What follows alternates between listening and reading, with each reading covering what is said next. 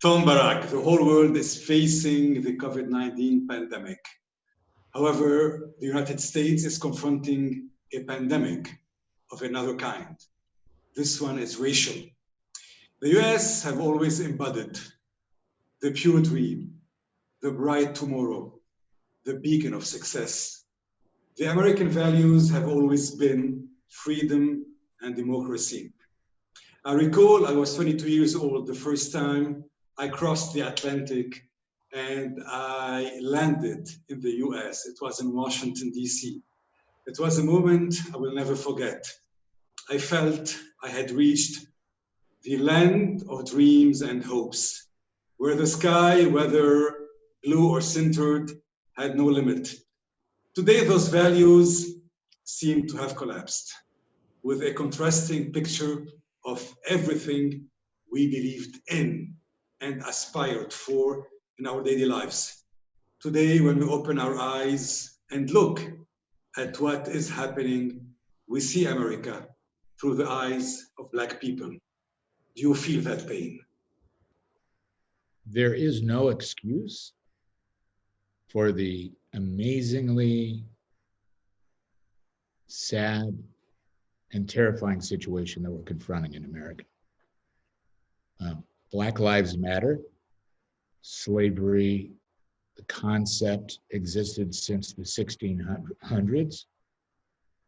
And the fact that we in America are still suffering from prejudice, from a point of view on the part of a few, sometimes many, that relates to race, religion, color, points of view is unacceptable. Everything happens when it's supposed to happen. So the incredible events of George Floyd, which have now been a spark around the world for a point of view of, does democracy work? Is America the leader? Do we have the right frame of mind? What is the difference, not just between the blacks and the whites, but people of color in general? What is the difference between the haves and the have-nots, which is a subcategory of what we're talking about, is unacceptable in a country of the wealth and dominance of the United States. And the diversity of what goes on can only be explained through action and activity of its people. And that's what you're seeing now. So the worst side of America is the fracturization between blacks and whites, in a less category between haves and have-nots or people of color, since we're all immigrants, right?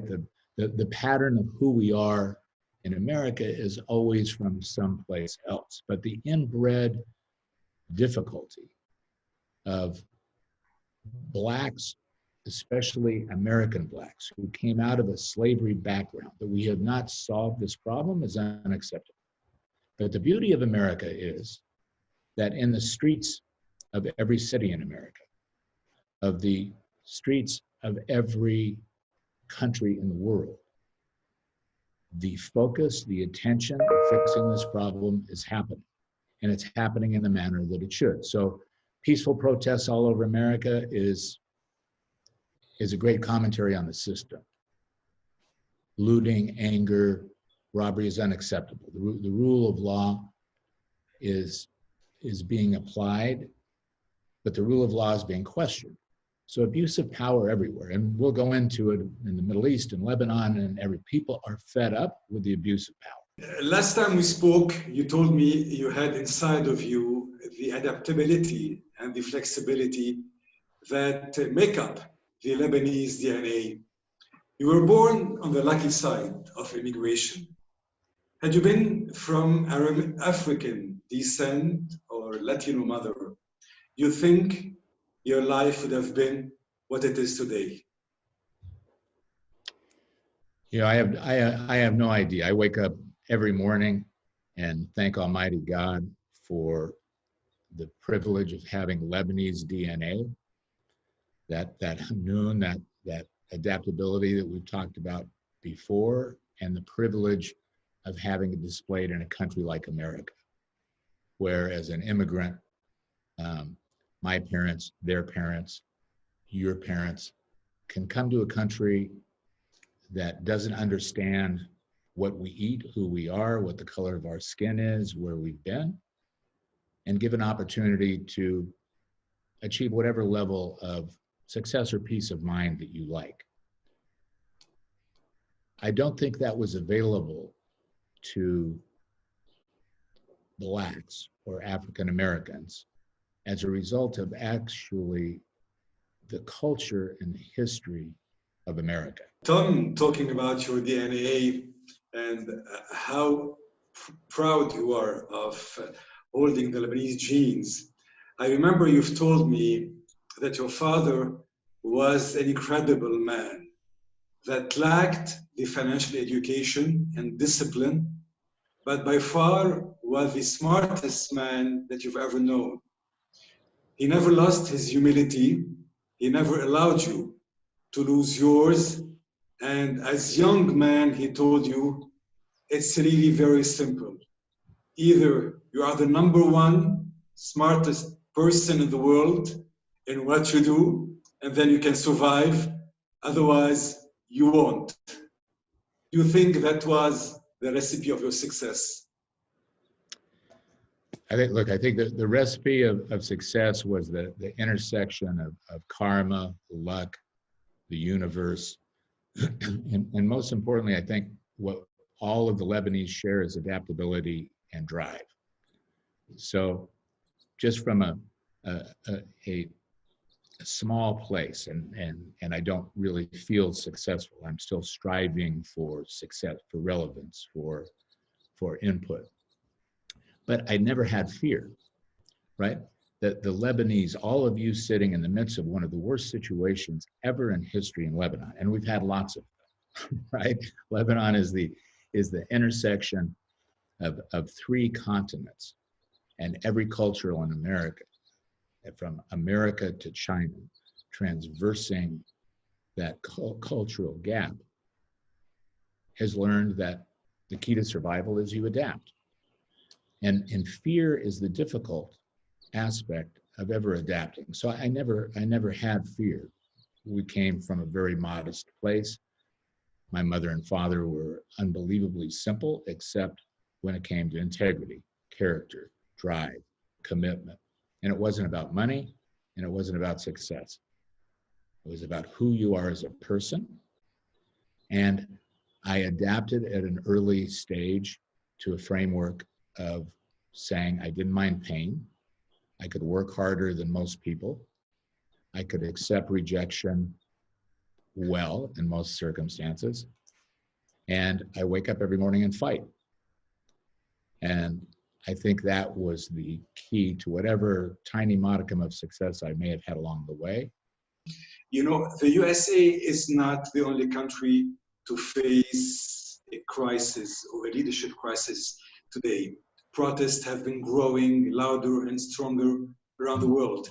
The Arab Spring blew over the region at the start of the decade, Latin America, Asia, and Lebanon, of course. And I'd love to talk about Lebanon. What are Washington's actual views on what's happening in Beirut? Who is sitting at this table? And what are the regional aspirations at play? Firstly, I can't give you a summary of what Washington's view is. I'm an individual. I'm a private citizen. I have some some insights. So let me give you just one Lebanese-American's point of view of what's happening. Is Little Lebanon is one tiny thread in an unbelievably complex tapestry. And that tapestry of the Middle East, that tapestry of what is an Arab in America is terribly confused. And by the way, it's always been terribly confused. So we now have been through 2 presidential cycles, great presidents. President Obama, I have great respect for him. I loved him at the time. I voted for him at the time of his election, who had one very distinctive and separate view of what America's influence or prestige was in the Middle East. President Trump, as you know, is a very close friend. I have unbelievable confidence and admiration for him. And he had a totally different view of what should go on in the Middle East. And when we talk about the Middle East, as we know, the tribes and flags drama for hundreds of years has been agony for anybody outside to try and understand, especially going from the Sykes-Picot Treaty and trying to understand the alliance, interference, control of nation states outside of the region. And this has always been the problem. So we have a regional framework in which little Lebanon has always been a steward, a mentor, a guide through a very complex Shia, Sunni, Druze, Maronite, Africa, Asia, Europe scenario, and connected those very well. As I've said before, the greatest thing about the Lebanese is when they go someplace, they adapt to that place. So they become, if they go to Nigeria, they become Nigerians. If they go to Mexico, they become Mexicans. If they go to America, they become Americans. And they leave behind that tribal flag of what they were. Other Arab countries, other Gulf states have not had that ability. They had something else. So Lebanon sitting in a very complex situation. Iraq, Syria, Libya, Yemen, controversies with Iran, Saudi Arabia, Russia, Turkey, to the American mind are amazingly complex. So historically, what was the interest? Bottom line, historically, the interest always of Western powers was to interfere in the Middle East for the purposes of extracting black gold, oil and gas. I mean, this is the bottom line, and I call it catch and release. So, of course, the US supported authoritarian regimes, monarchies, which by necessity worked. But they didn't do that for the benefit of the local people. They did that, as all Western powers did, for the predictability of the flow of oil and gas to the other parts of the world who had this unquenchable thirst for it. And during that process, little Lebanon, which was the Western steward or concierge between the Gulf states, who had the benefit and the privilege of having that black gold, and the consuming nations everywhere, which the Lebanese had this talent and ability to be merchants and middlemen in almost everything that transacted. So America's view of Lebanon and what's gone on in Lebanon is just one thread in a very confusing story to them of the Middle East. And when Americans think of the Middle East, they think of terrorism, they think of oil and gas, they think of an Arab and they're not sure what that is. They think of Muslims and they're not sure what that is.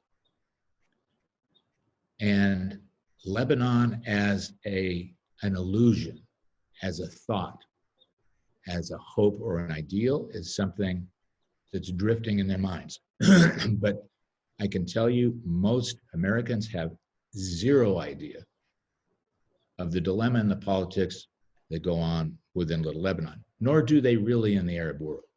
I have a question from Sarah Khalifa.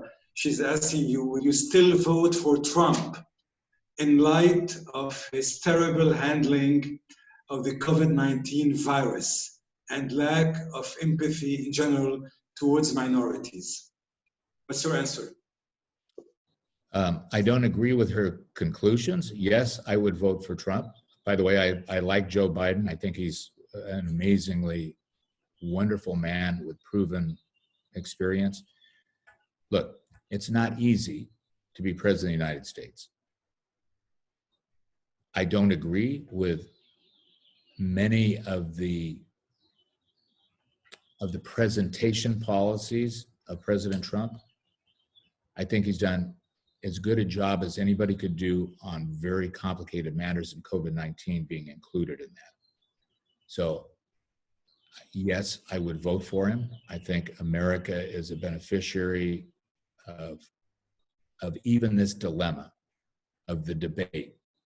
A country in which you can have this open debate and defiance against the president, the administration, all the pieces of the puzzle, is a great country. We don't have all the right answers. The president alienates a lot of groups, which, in my opinion, are alienated because of the manner in which he's presented, that unempathetic tone, which disturbs a lot of people. In spite of that, which I don't agree with all the time, I think he's done a great job across a very difficult tapestry. Tom, you have decided to play a pivotal role in the campaign of Donald Trump. You had a key role in the Reagan's campaign, and you served in his administration as well. Your choice of backing up presidents who are not obviously the ultimate people's choice or candidates, one's coming from the entertainment world, another one's coming from the real estate world. You have been behind Trump's links to the Arab ruling families. How were you able to manage to present him as a possible ally for the Arab region, despite all the controversy that surrounded him? So first of all, with President Reagan, the reason I backed him is he's a cowboy. I love cowboys. It was perfect. And he's one of the greatest presidents ever. And by the way, I'm not actively involved in President Trump's campaign, but let me tell you why I was. And of course, my introduction to the Arab leaders is I'm a fan. I'm a great advocate of what's going on in most of these progressive countries, and I had the privilege of knowing many of the leaders and knowing their fathers. And President Trump, when he came into office, did not have a pre-existing relationship. So in some small way, I thought I could contribute by making those introductions and having a president that had a clean canvas, right? He didn't come into office with a preconditioned view of the Middle East. And of course, many of the leaders in the Middle East had felt that they had been left abandoned during President Obama's tenure with a lack of attention. So it was a perfect opportunity to introduce and create a dialogue. And I have to say the Arab leaders did a great job, respectfully, slowly. And President Trump and his administration picked up on what they wanted to accomplish, which was primarily a realignment with Israel in an effort to have an Israeli-Palestinian solution. And the complexity then enters into the situation. But I think the way they have all dealt with themselves up until now has been honorable and productive, and as always in the Middle East, terribly complex. Tom, what part of you is truly Arab?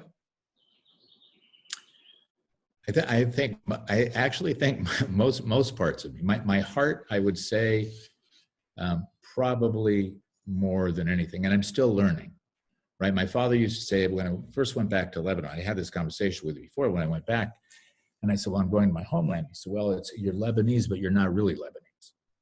You have to learn how to be Lebanese," and a lot of that was true, in character and empathy and sympathy and understanding points of view and living in very complex mixed situations. So, as I said, I always feel that my heart and my thoughts and maybe my moods are Lebanese and Arab, and the privilege of displaying them in a way that someone from my background or limited financial heritage would not have had an opportunity to do as a result of America.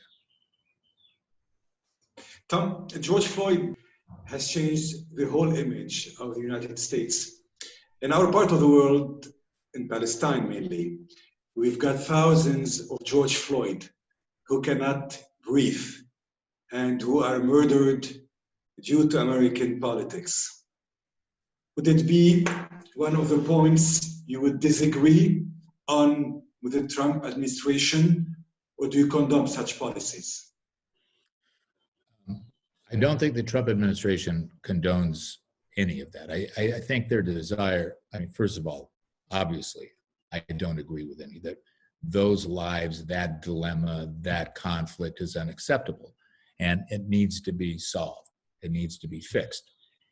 But as we know, the outside influences on both sides have made it an impossible task. So what did the Trump administration do? Through Jared Kushner, who's a brilliant advocate of trying to find a starting point, to have a conversation, a forced conversation between the Palestinian regime and all the forces behind them, and the Israeli regime and all the forces behind them, was the concept of this deal of the century. Just a starting place, a place to have a renewed diplomatic discussion with the Gulf states trying to force or convince a point of view, and with all of the other intervening countries trying to find a solution.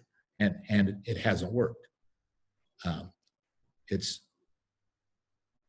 an unacceptable situation. It's a difficult solution. As we know, nobody has found a proper solution. I don't think the Trump administration, I can't speak for them, condones any of the atrocities that are done to the Palestinians or vice versa. But there's got to be the beginning of a conversation to solve this unpenetrable problem. And it's unacceptable also.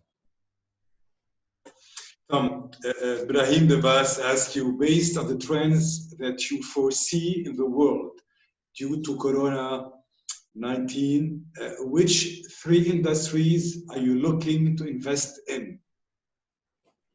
That's a great question. So the simple answer is all things digital. So the way that in my simplistic mind I look at the world today is everything is challenged, and not just from coronavirus. Right? The dilemma in the world is three things. It's the difference between the haves and the have-nots everywhere. Everywhere. This gigantic gap between those of wealth and education and those who don't have it is something we need to solve. And as the population boom and the youth bulge in the Middle East especially widens, and the difference between those employed people and unemployed widens, we have a dilemma. But the economic solution, to me, is connectivity. So what happens is, from the Treaty of Westphalia and the definition of nation states, we now go to a digital nation state. Look what's happening. You, being a great Lebanese leader of thought, have now become a great global leader of thought through fiber, connectivity, radio cell towers, microcells, data servicers, and we're all connected. And what we buy online. And what we see online. And how we entertain ourselves is online. And that effect to most industries is causing them to redefine themselves. So retail shopping centers across the world, hotels across the world, office buildings across the world. Are we ever going to go back to a situation where Amazon or Google or Facebook is going to employ their people 5 days a week inside a high-rise office building? Probably not. For me to come to see you and spend $25,000 on an airplane, $700 a night in a hotel, 3 meals to have 1 hour with you, I have the privilege and the gift of seeing your handsome, beautiful face like this, sitting in the luxury of my home. So I think as you've seen the stock markets all over the world, the 5 FANGs, the large technology and digital companies are performing the best. Where we're investing as a company is across those silos, all of them. So as connectivity gets better, as the nation state starts to evaporate, right? What does a nation state provide? A currency, protection, a language, a culture. And all those things now are melding into a digital world. So young kids across the realm are playing e-games. E-games are a more popular spectator sport, even in the Middle East, than soccer, football, baseball, basketball. What are we all communicating on in Zoom? What do we watch? Netflix. How do we buy? Amazon. To me, this is the future. There's arbitrage in the base industries, but I see no reason why there's not going to be tremendous deflation in the world on a temporary basis, as all central banks have intervened everywhere, right? We're living on life support everywhere. When that life support comes off, forget about the terrible effects of COVID-19. We stopped the revenue of the world. How do you do this? How do you continue when you say, I'm going to stop the generation of revenue in the world and I'm going to print more money to support it in the meantime? When you pull back that money, you're going to have an issue. At the same time, you have falling oil prices all over the world. It's a dilemma. So I see a challenge in base industries, and personally, with my limited view around the world, I'm in all things digital. Marwan, I'll ask you, a while back, you were worried about a potential collapse of the commercial real estate mortgage. Do you still think it will happen? Are we heading into another economic meltdown? I hope not, and I think the central banks across the world are doing everything in their power to put it on life support. So in the commercial mortgage industry, which if you think about what's the dilemma in the commercial mortgage industry in America, it's not what it was in 2007, 2008. It's not a supply-demand problem. It's not a banking problem. It's a solvency problem. You stopped the payments for 90 to 120 days. And when you take the Pac-Man effect of that all the way through the bondholder who bought the bond, it's an issue. And the Fed did a good job of opening its window and providing support at the AAA level to do much of that. I think relief and rescue capital in every country coming forward is going to be an incredible opportunity. With that, there's tremendous trauma. So I don't think it's a one-size-fits-all. I think there's going to be chaos and injury in many areas. And on the other hand, it's 0% interest rates in most part of the world, which none of us can define. If there is a lender of choice at those kind of interest rates in a viable operation, it will be an opportunity to take advantage of it. So I think we have a Band-Aid on the wound. I can't tell you whether the wound is going to open again. I would imagine it will open and close several times in the next year. Tom, Alan Griffin is asking you, how bad an economic crisis are we facing post-COVID-19? And how can the world avert a deep depression? My fear, first of all, the answer to the question is, my personal belief is that it's a rough road ahead. And it's a rough road ahead on a global basis. If we think of developed countries and developing countries, and again, going back to this difference between the haves and the have-nots, productivity-wise, does the digital frontier provide the underlying foundation to unemployed forces all over the world, in both the developed and the developing world, to allow them to sustain their families, to have a future, to have health care, to have education, to have infrastructure? I'm not sure. And at the same time, all of the things we've been talking about, all the controversies, all of the abuse of power issues we have all over the world, all the tribes and flags issues we have with one another, rather than uniting, we're pounding each other. So I have to tell you, I don't look at that in the near term as being a positive thing for economies anywhere.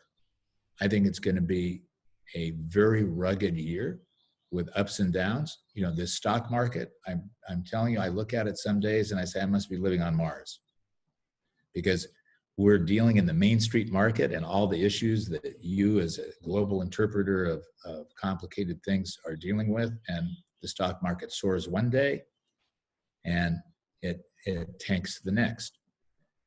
So I think we just have to get used to doing more for less.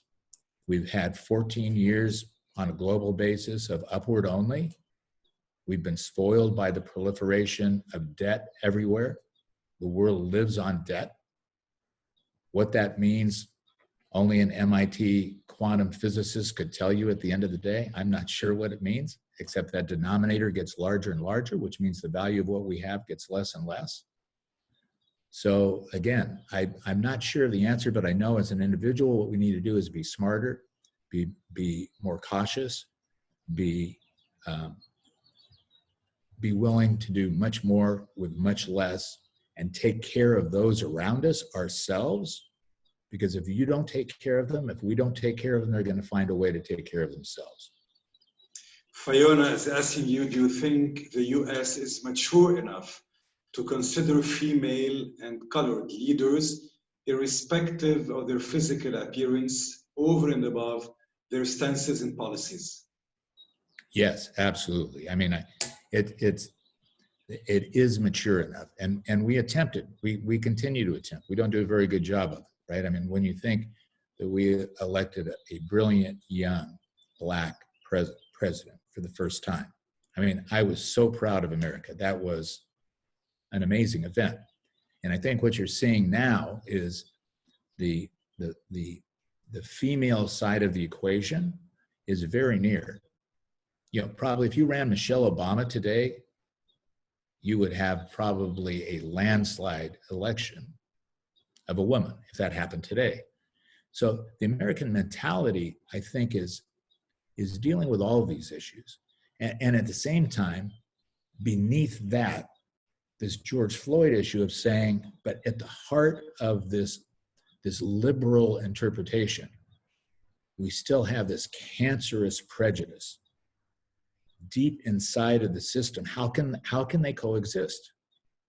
How can they coexist? So I think, and I'm hopeful that what comes out of this on a global basis is this re-examination of prejudice, of points of view, of having a stable tarmac for everybody, starting with Black Lives Do Matter. Fix that first and let the world watch us. The U.S. has always been, as you started with, the point of view of everybody aspiring in some third world country of saying, this is what I want. Democracy. I want a Ford Mustang. I want to be able to live that life. I want to be in a beach in Malibu. And it's dissipating. People are frustrated. They're looking at America saying, what a failed experiment. And we need to take responsibility for that. It has been a failed experience. Our infrastructure is old. We have a health system that doesn't work. We have an education system that's not fair. We have a gigantic disparity between the haves and the have-nots everywhere, and we need to fix it. We need to fix it first before we tell the rest of the world what to do. And that's our challenge. Well, thank you, everybody, and thank you to the National UAE, who are our partners in this weekly show, Tonight's Chat. Thank you so much, and good evening.